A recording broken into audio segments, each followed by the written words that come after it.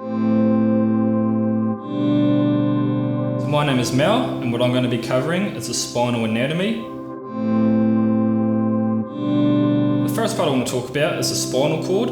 The spine is made up of 33 vertebrae, 24 discs, and it carries the spinal cords, neurons, and blood vessels. It is separated into 5 different sections from the top: cervical, your thoracic, lumbar, sacrum, and coccyx. Now the main area which affects shearers is the lumbar section. This is because it's not supported properly during the drag. In this image, you can clearly see that the disc has herniated and has penetrated the disc wall and is now pressing up against the spinal nerve.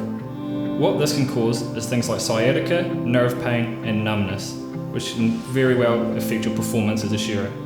In this image, you can see what you normally do during the drag, which is a flexed spine. And the reason injuries occur is because there's no structure.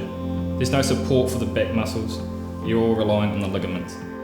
In this image, you can see what we want to impose with the muscles contracted and the back fully supported.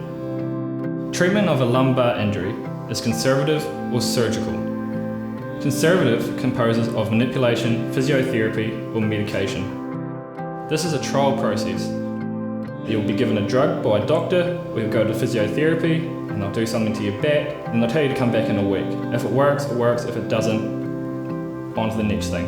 The other option is surgical, depending on the severity of the injury. Patients cannot return to work for 4 to 6 weeks or longer if the work is strenuous, which shearing is, of course.